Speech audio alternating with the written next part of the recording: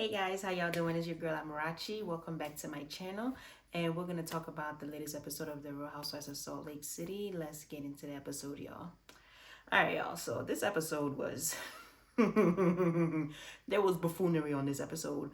First of all, Meredith, go ahead and go audition for All My Children, All Young and the Restless, because you are clearly on the wrong show with the way you are so. Oh my god. Meredith is so dramatic. You can't leave. Are you record? I was like, Meredith, calm your ass down. Meredith is on the wrong show. She needs to go audition for a soap opera or to be on somebody's stage because she's doing too much. Brown, please, please, please get out from under Lisa Barlow's ass. Like, really, Bronwyn? Like, come on. But you know what? Let's start from the beginning. So we start off the episode. Lisa is in the confessionals telling us how she had a bad night because if you guys remember in the previous episode at that dinner, it was basically like a gang up on Lisa, to say the least. Everybody was airing out their frustrations with her. Lisa says she's leaving, got up, left the table. So she's telling us that after she left the table and went to her room, Bronwyn came to her room and was telling her that she had a conversation after the boat ride with the ladies, Angie, Whitney, and Heather. And she was telling them how she didn't feel like Lisa and Meredith supported her.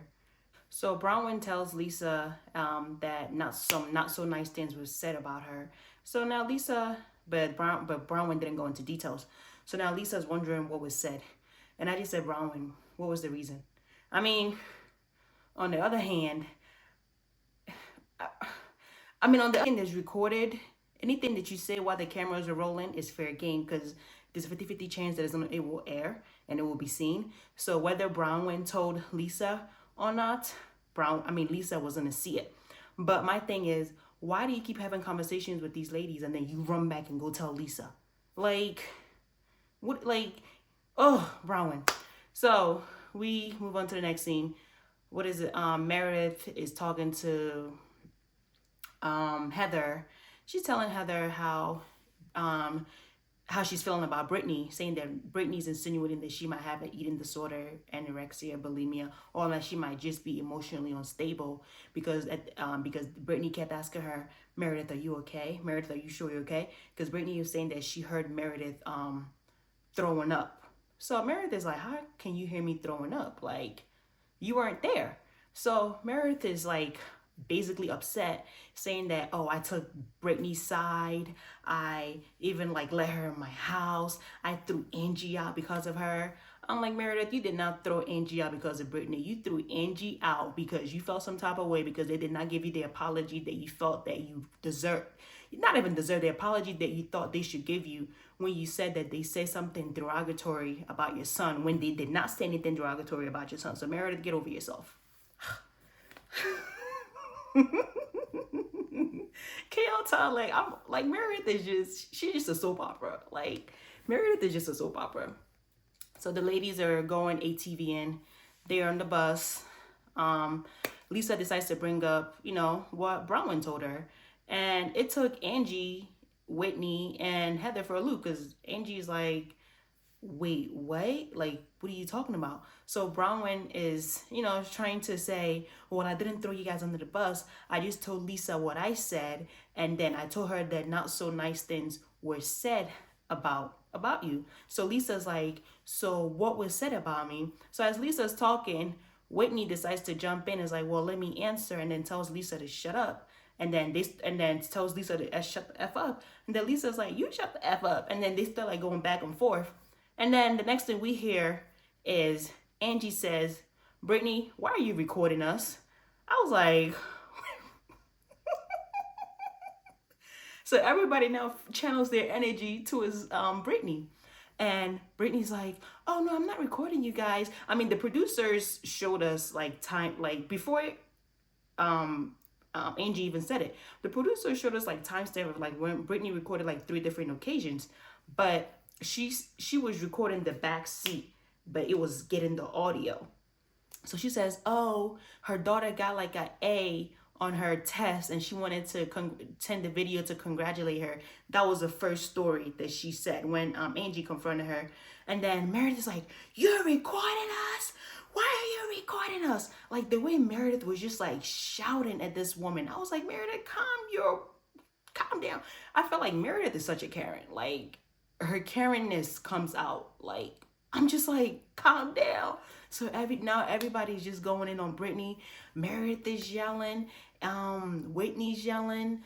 Angie wasn't really yelling that much. Lisa's yelling. And this whole time, Mary is just there, just observing. Like, what kind of circus is this? So, and then Brittany says that, oh, she wasn't recording. The first one was she said she wasn't recording. She was trying to send a video for, what's it called, for her daughter to congratulate her. Then the next one she says she's just like recording the scenery. The next one she says she's just like making videos to, just like recording videos to send later. So they asked her, so Heather decides to bring up what happened with Monica last season, how, Monica was exposed as being like the leak in the group. So Heather brings that up and saying that this is bringing back like the PTSD that they suffered last year. I just said, oh my God, but okay, whatever. Brittany is just like giving excuses, and nobody's believing her. Heather asked her, who are you sending that to? And Brittany's like, I'm not sending it to anybody. I'm just like recording.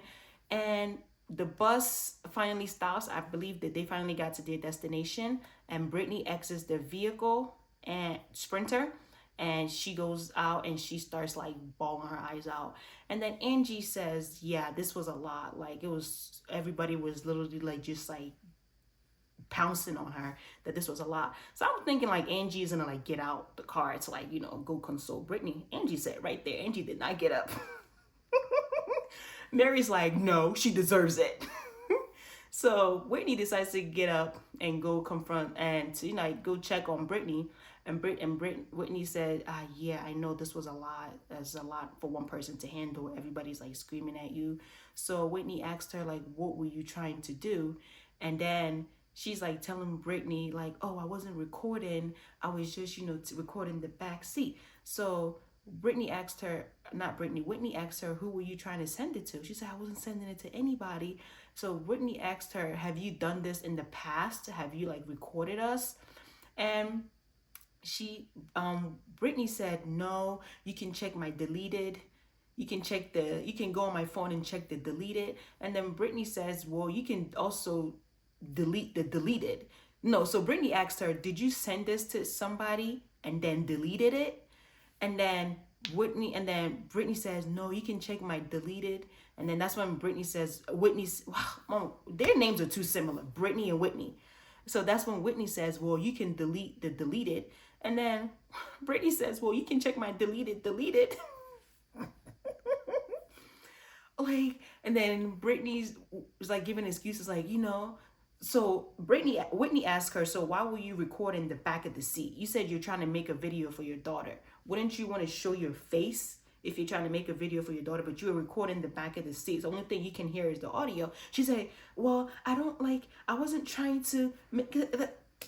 Nothing Brittany was saying was making sense. And Whitney even clocked that. Whitney said, okay, you know how to delete your deleted, but you don't know how to turn your camera around to get your face. Brittany, something is not adding up. But, so the ladies get down and they're about to go do their ATV riding.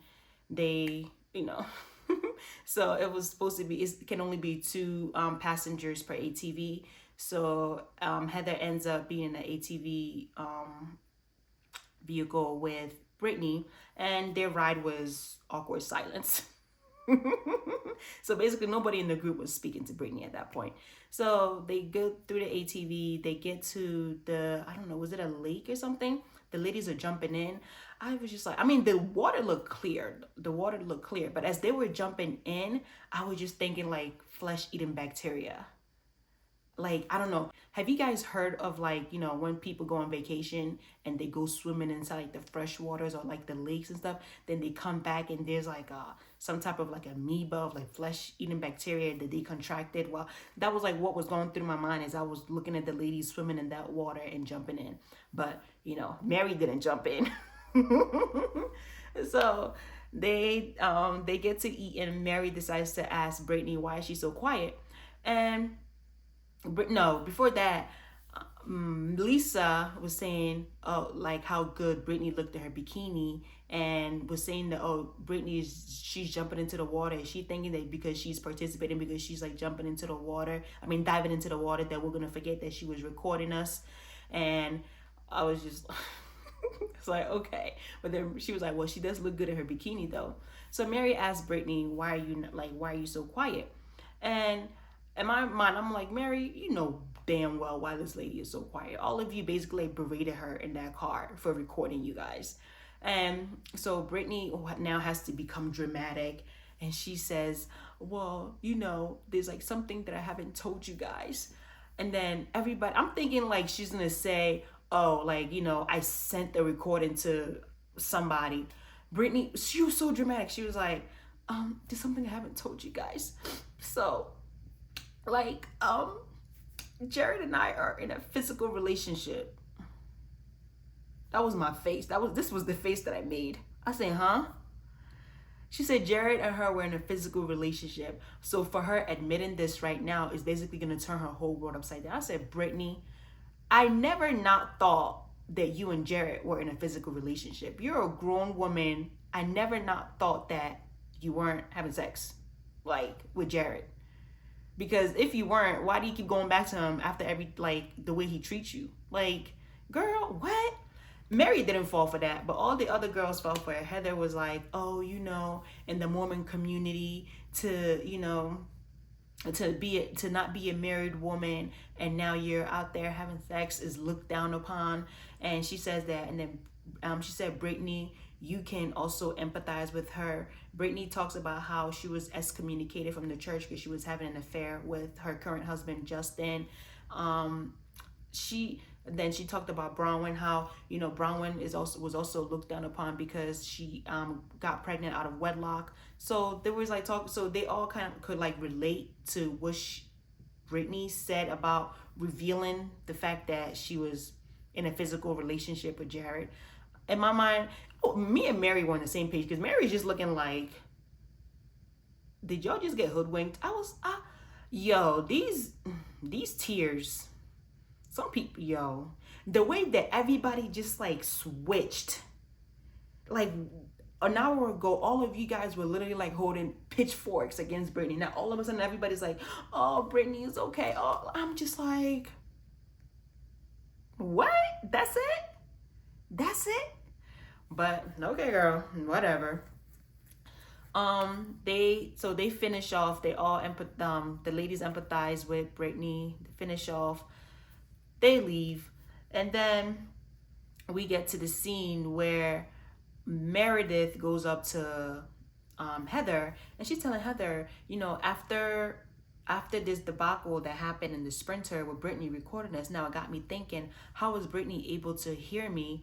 Because I can't hear you, referring to Heather, because Heather's room is right next, so I can't hear you. And she asked Heather, can Heather hear her? Heather says no. So now Meredith is thinking that Brittany put a surveillance device in her room. That's why she was able to hear her. So Heather decides to play Inspector Gadget.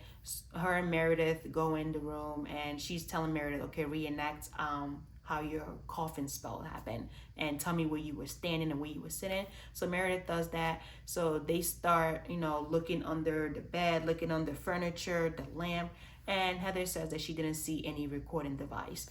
And Mary said, who would want to record Meredith? That Meredith is boring. I said, Mary, I agree with you, but your friend Meredith is not going to find that funny when she sees it. And then she says that even if she's Meredith's friend, but she's not trying to shade Meredith, but if she put a recording device in Meredith's room and she was looking at Meredith, she would probably fall asleep. it's just like Meredith takes everything to like a whole new level. That's why I say she needs to go audition for All My Children, because she's on the wrong show. This like, ugh, on the wrong show. The ladies head out to dinner, and Angie decides to bring up the discussion that they didn't finish. Actually, prior to that, when they all get ready for dinner, we see Angie go to Mary's room, and she's helping Mary do curl her hair. They're like, girl, I'm a hairdresser. Like, I can help you. So she's like helping Mary, and then she's talking about how like how this is a difficult time for Mary. I actually like it warmed my heart to see like how close that these two have gotten, because we went from who's Angie to like now you guys are like 5 and 6. I actually love that for Mary and Angie. But then all the ladies come out. Mary's dress was okay. Angie's dress was nice. But then we see Bronwyn. Bronwyn, I was like, Bronwyn, what the hell do you have on? What the hell are you wearing? I don't know. I feel like the first few episodes, Bronwyn came in hot with like the outfits. Now I'm just like, girl. And then even I saw the reunion looks, because they just filmed the reunion, so they released the looks. I was like, why? What are you wearing? I don't know. It's because all like the vintage fashion that Bronwyn was showcasing, I was thinking, okay, she's gonna kill it at the reunion, and it just went wah wah wah. Like everybody else played it safe, but I'm gonna say Angie's look was given during that reunion. And also Angie also looked good during this dinner. So at dinner, Angie decides to revisit the conversation of Bronwyn telling Lisa, oh, like this was said about you.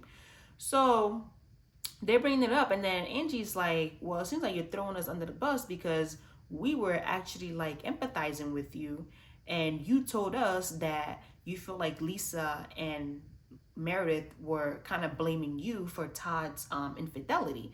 And Brown was like, well, yes, I did tell Lisa that. I told Lisa what I said, and I also told her that there was like some not so nice things that was said by the other ladies. And Brown is like, Angie's like, so why are you throwing us under the bus? Like, what is going on? And I can understand, because like I said earlier, anything that's said while the camera is rolling, it's fair game, because it's 50 chance it will be aired. So if you're bold enough to say it on camera but not to that person's face, be bold enough to say it to that person's face, because it will be aired. But my thing about it is, Bronwyn, what was the reason for you to take that back to Lisa like that? It just seems like you're so eager to like prove like, oh yeah, Lisa and I are friends. Like you're so eager to prove that you're friends, that anything that the other ladies say, you're gonna run back to Lisa with it. And I just feel like the other ladies, whenever Bronwyn and Lisa get into it, just leave. Don't even put your mouth in it. Just let her figure that out with Lisa, because this has been, I don't know, there's one more episode left. And like, I feel like the second half of the season has been Bronwyn begging Lisa to be her friend, begging Lisa to show up for her. And I'm tired of it. And now I see exactly why Heather keeps calling Bronwyn Two-Face, because it's given Two-Face. It's given Two-Face. Because when they said all those things about Lisa, you didn't say anything. You just kept quiet. You were just like absorbing the information, and now you decide to run back and tell her. But then on the same point, I was waiting for Whitney and Heather to say to Lisa's face what they said during that table discussion. Because remember, what is it called? Heather said that the possible reason why the possible reason why the ladies, Lisa and Meredith, were, kind of like not empathizing with Bronwyn is because they've also had like accusations of infidelity in their marriage. So they don't want to cast judgment and seem hypocritical. I'm paraphrasing. She said something different. And then Whitney's over there insinuating that there is some infidelity that happening in Lisa's marriage. So I'm thinking, okay, you guys said this on camera, like be bold enough to say it to Lisa's face, and they didn't. Angie didn't say anything. I don't think Angie said anything bad. Yeah, I don't remember Angie saying anything bad. So they get into argument about all of that, and then Meredith again. Meredith decides to bring up the whole surveillance issue, and she confronts Brittany that Brittany put a surveillance tape or recording device in her room. We already talked about all of that. And Brittany is just like, no, I did not. And I'm just like, Meredith, let it go. This girl did not put any recording device in your room. Like Mary said, nobody wants to hear the shenanigans that's going on in your room. Like, what? Girl, bye. No. Um, they're driving back from dinner to their hotel, and Meredith, Angie, Heather, they're all in the same car. And Meredith is still trying to like get to the bottom of what was said with the ladies. So Heather kind of like says, "Oh well, nothing." No, Angie asks, refresh my memory. Did we say anything negative about Angie, about Meredith and Lisa when we're talking to Bronwyn? And the lady was like, no, we didn't say anything. So that's when there was a flashback. The producers decided to give us a flashback of what Whitney and Heather said. So Heather was like, I mean, nothing malicious was said. I just made a statement that there's been like some rumors of infidelity in your marriage, so that could possibly be why you didn't empathize with Bronwyn. You rather empathized with Todd. And the way oh my god, what's her name? What is her name? The way Heather said that, she said it like she was like trying to like she said it like very quickly to like brush it off. Think like, okay, you know what, Meredith is, she probably drank, or like she probably won't like get understand what I said. So like she'll probably like just like just feign it off. But Meredith was like, wait, what? Meredith was like, wait, you guys are spreading rumors about me? I said, what? She's like, you guys are spreading rumors about me? So she's walking in, and then Heather's like, guys, we're gonna play the detective game. So I guess she wanted the ladies to go into the room, and then they'll talk, and then they'll see if like the people outside can hear. Because we're still on this whole how is Brittany able to hear Meredith in her room saying that Meredith is throwing up. So Meredith decides to come. Meredith's like, wait, what? Like, you guys are spreading rumors about me? Why are you over there talking about my marriage? And then she like goes off on them. She goes into her room, and she's like saying like how the ladies are talking about her marriage and how they're spreading rumors about her, saying about infidelity. And then Lisa enters her room, and she's telling Lisa how like you cannot trust these ladies. All they do is spread rumors. You cannot open up to them. I'm like, first of all, Lisa is the last person you want to be confiding in about someone talking about someone accusing you of infidelity in marriage. Because Lisa literally had a hot mic moment a few seasons ago, basically calling you a whore, saying that you've been whoring around all 50 states of America, allegedly. So Lisa is the last person that you want to be venting to about the situation. And Lisa just Meredith just yelled, blah, blah, blah, and then Lisa just said, I agree.